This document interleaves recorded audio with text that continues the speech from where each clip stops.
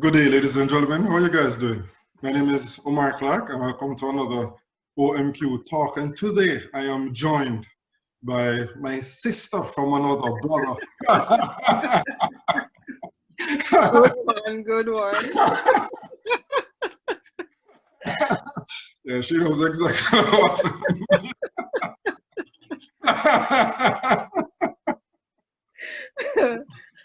Latoya Blackwood. I'm just going to allow her to introduce herself. But what I'll say is, there's absolutely no doubt that what she says and how she thinks and her contributions in terms of conversation will undoubtedly be very valuable and interesting. And at the end of this thing, I'm sure for those of you who are watching or listening, will walk away with some sort of thought in your mind. So welcome and thank you very, very, very much, for agreeing to this conversation. And please, Everyone. floor is yours. Thank you for having me. And I must first start out by, bigging up Kingston Creative Hub. That's where I'm at this morning. Mhm, Right downtown Kingston, that a lot of people used to be afraid of. It is our capital, and Kingston Creative has been working on a vision, which is now a reality of, just reviving the city, positioning it as a cultural um, capital in mhm, the Caribbean, mhm, not just Jamaica. mhm, In terms of the real outputs that's here, in terms of our culture, art, um, everything.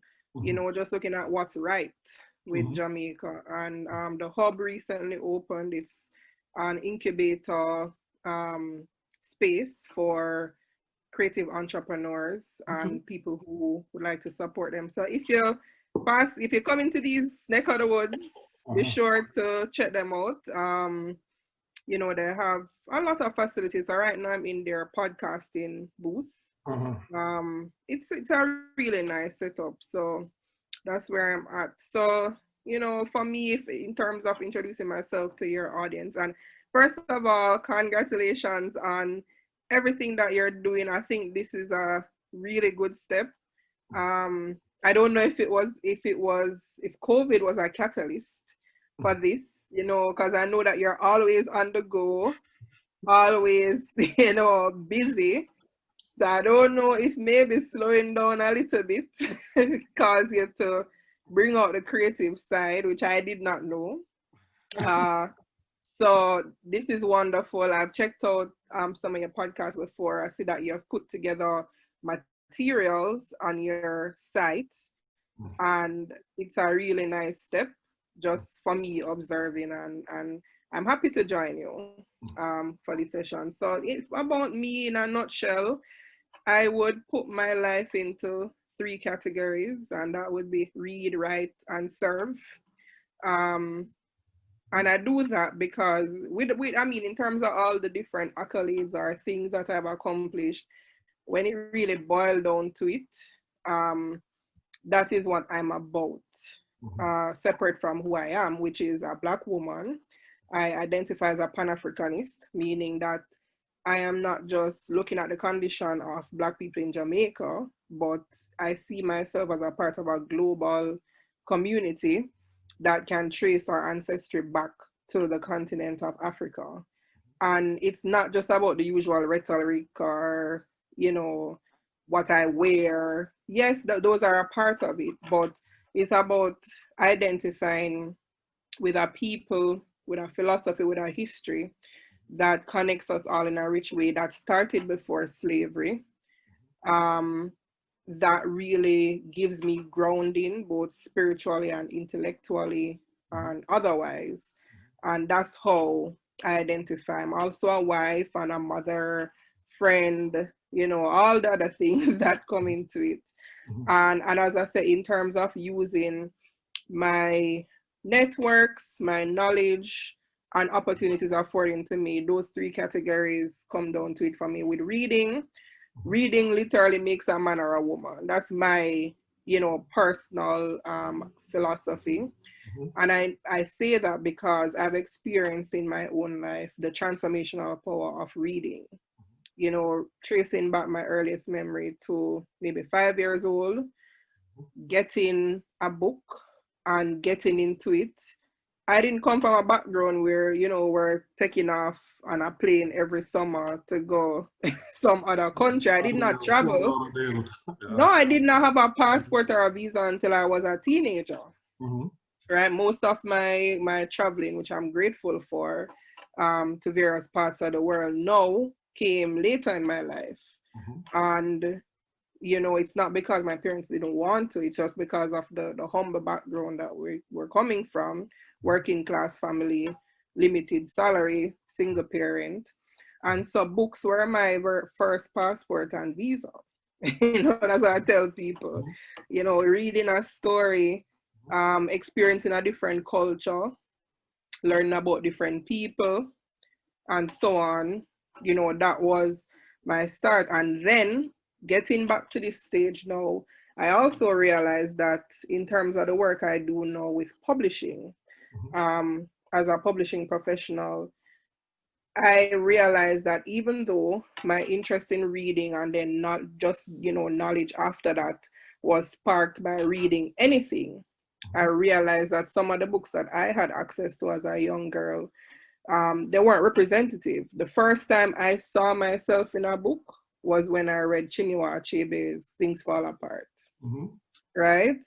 Just the story of a village and how the people talk, how they interact, the myths, you know, and all these things. If you come from a rural community, we hear about different things. I mean, in different cultures, here it might be a rolling calf, you know, somewhere else it might be some other kind of spirit or something. But I tell people that that book had a real impact on me. It's one of my favorite books because in the school setting, it was Greek mythology. It was reading books about snow and white boys and, you know, environments that were not, yes, I learned from them. I experienced different places through it, but I wasn't seeing myself. I wasn't seeing anything I could relate to. And in terms of service, I believe that, you know, when we are afforded opportunities, it is not just about building up yourself as an individual, because whatever you accumulate as an individual is meaningless unless your community is empowered. You know, so a lot of us are experiencing it now where we have these big gaps and inequality in our societies. And what does that result in? You're so wealthy, but you have to go live in a gated community, or you have to, you know, think about what you wear to wear and all these different things. So I find that, yes, I achieve things and so on, but I always try to find a way to volunteer and see how I can create the same kind of opportunities that I was given for other people, particularly for me, children and young people. That's where my passion is in terms of community and outreach work. Read, and serve. Yeah, I think pretty much sums it up. Do you mind just sharing some of the accolades that you have picked up, you know, in your Yes, I mind. Hey, you don't have to all embellish. I mean, just briefly. Just brief, yeah. The whole laundry, but just brief. Especially especially the ones that that is as a result of what you just spoke about, to be honest with you. You know, the one that really recognize you for ensuring that that passport that you spoke of, you know, which I'll actually have a see on it later. But that passport, that original passport that you spoke of, you ensure that other people have access to that passport, which is, you know, literacy. I'm really, I mean, I've said this to you privately, I'm really fascinated, you know, by the work that you have done where that is concerned. So if you don't want to list out everything, at least, you know, at least where that is concerned. All right, well, I'll start with the most recent one. And one that I'm proud of, not because of the school that it came from necessarily, but what it was for. So this was April of this year. I was notified that I was selected as the Yale School of Management international publishing leader in book publishing, right? And that came out of recognition as for my work, as because applying to their program, you have to do a personal statement, and apart from that, you put a CV, all these different things, and of course it would be evaluated. And so the feedback was that they were pretty much impressed with the work that I had done as Book Industry Association of Jamaica chairman or chairperson, particularly with the focus on developing culturally relevant materials for young readers. And there's a project that I was blessed to be a part of, implemented locally by Dr. Jean Beaumont and her team at EduConnect. And we had a committee through the Ministry of Education here. And it was about recognizing that if we're saying that in terms of the early stages of life, that's what shapes our society, the quality of life that our children have from like a 0 to 6. How were we really measuring what was happening with our children at that age, and particularly as it relates to exposing them or providing them with culturally relevant materials? So the same thing I spoke about in terms of my own experience, with the Nancy Joe and the Babysitters Club, no books that really, none of the girls here look like mine or, anything like that. This project actually identified that there was a major research gap in not only creating materials, but the science of reading, because developing literacy at that age is not just a random thing. There are actually ways, in the home, basic ways that people can engage their children, reading to them aloud, exposing them to books from even before they're born. You can read stories to your kids. But this project realized that we were kind of just freestyling to some extent. And this project is called LAC Reads, Latin American Caribbean Reads. It's a USAID supported project. And of course, we had support from the American Research Institute. And long and short of it, what we essentially did, we trained teachers in the different methods and expose them to the different tools that they can use to improve the classroom. The project was a major launching point to invite young researchers or any researcher to do more research into reading and literacy, because I believe that the project found that there were maybe only 4 or 5 papers in the last maybe 20 years. Really? On this matter. So when we're talking about struggling, of course, we're going to struggle if we don't know what we're doing, if it's not documented. And of course, my particular role was working with those teachers that were identified right across Jamaica. Jamaica was only one of, I think, maybe about 8 territories that participated. We were the only English speaking. And at the end of it, I worked with the teachers to expose them to publishing, how to move from idea to actually creating a book. And out of that, so far, we have 13 new books that have been published. They are available in print, and they're also available digitally on the Jamaica Library Service portal. So I'm very proud of that. What I'm going to ask is, once you finish all of that, is just send me whatever, link to. I will.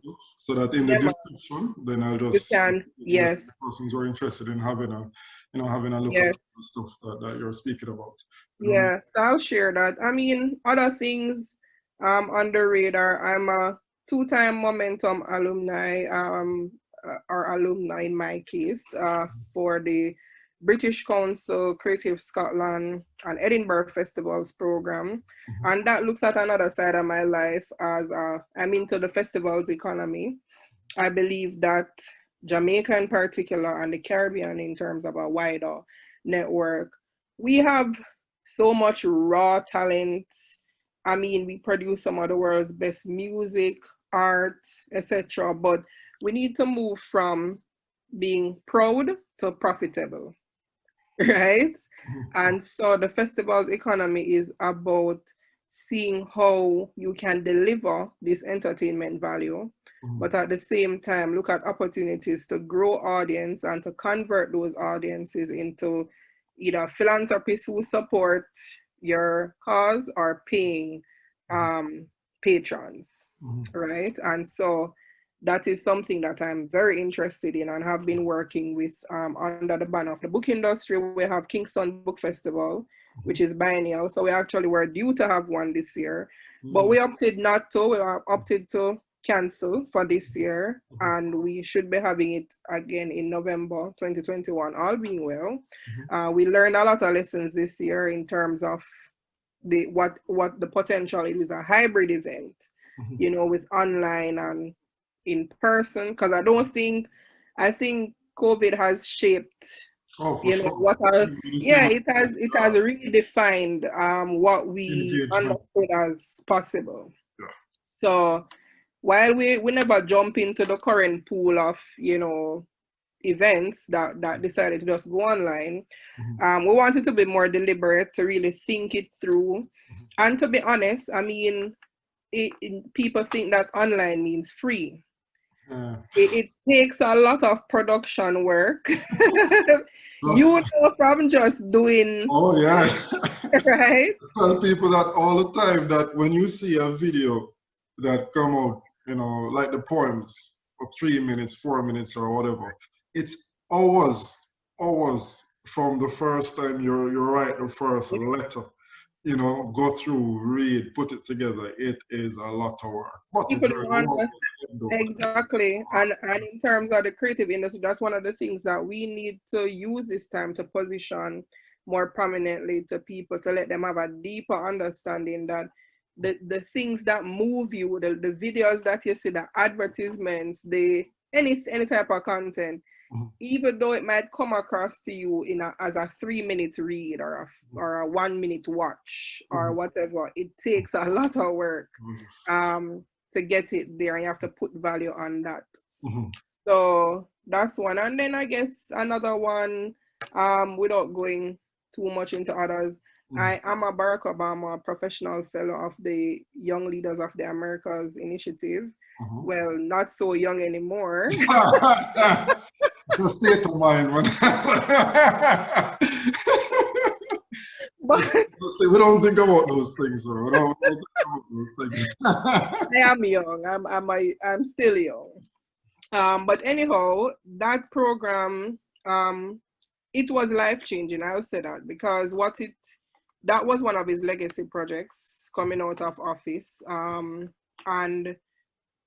the thing about it is, it's a program sponsored by the US State Department, and it looks at providing an opportunity for entrepreneurs up to the age of 35, 18 to 35, I believe, to participate in this program, which would help to provide them with networks, opportunities, and literally going into the US for a set period of time to interact with the industry leaders who are in their space, going to these companies, not only learn from them, but we also have knowledge that we can pass on and share. So it's a true exchange, business exchange in that way.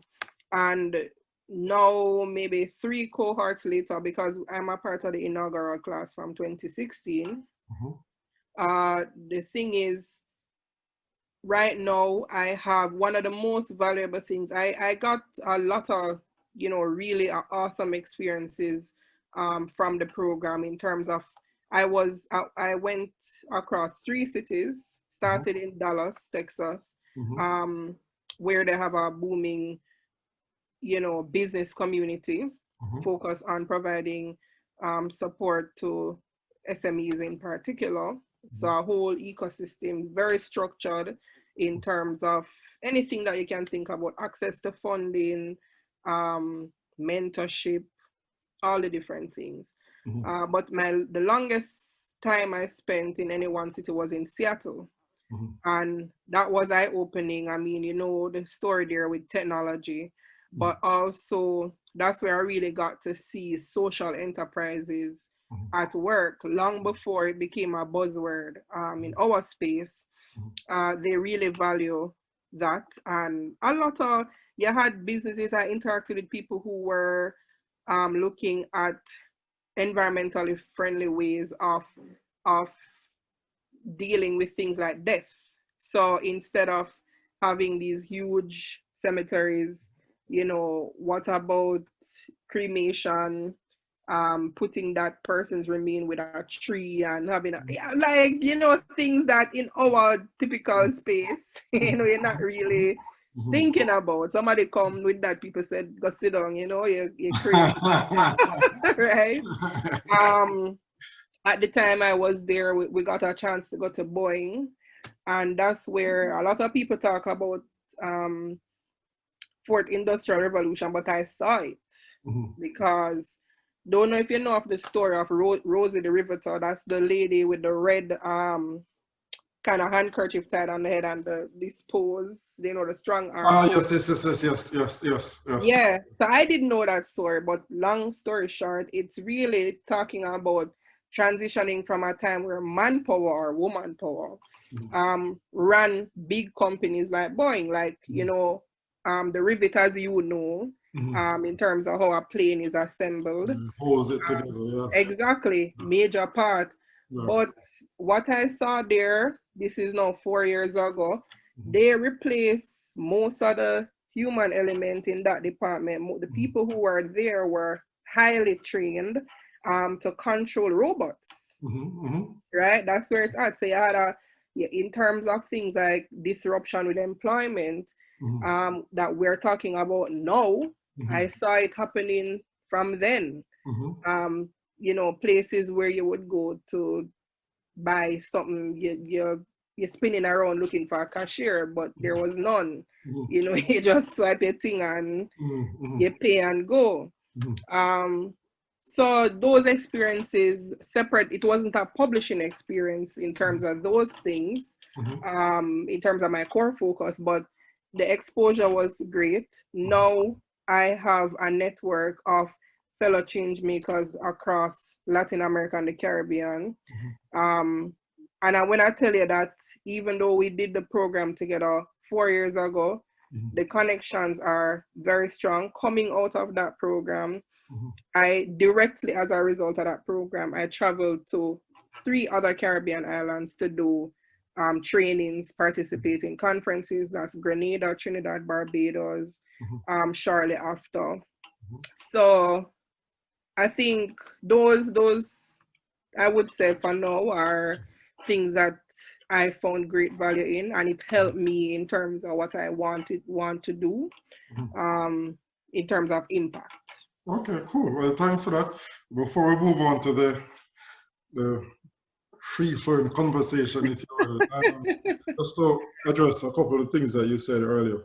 The first thing is with the creative arts, and especially, you know, as a Jamaican, and yeah, there's so much work that we need, you know, to be done for, because really and truly, you know, the arts and culture, I believe, and especially since my new project I'm doing now, you realize really the fabric of your society. You know?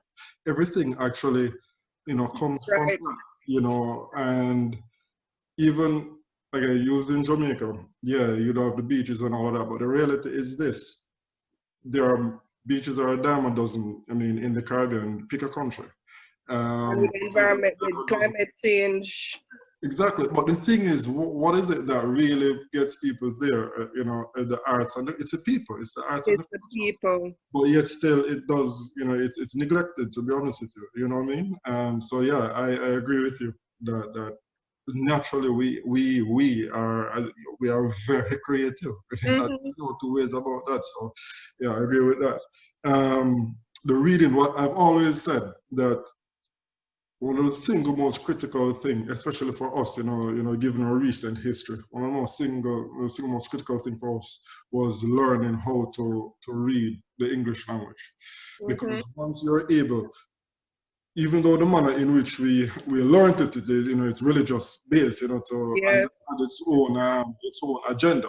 But nonetheless, we learned it, and with reading should come thought and so forth and so on. So when you said that it is your passport, I mean, really could not have been said any better. Not just, it's a passport for your mind, for you to think, once you can actually read. Of course, that's one thing. The next thing is to understand. but reading, is a fundamental, for sure. Yeah. You spoke about when you used to when you were younger, and reading as a teenager, your Nancy Drew and so forth and so on, and thinking, your characters that didn't necessarily were of the same environment in which you are. It's important. And as you said, that what occurred to me was this. The last couple of days we've been following, what's been happening in the States and all of that. And I remember watching, I don't remember which station, but, there was this dialogue. And they were talking about, Barack Obama, talking about the diversity and the persons, who are winning their various congressional seats or Senate seats or whatever. And the diversity, they were speaking about the diversity. I know, of course, we have, Kamala, Jamaican in the White House. Who would have thought?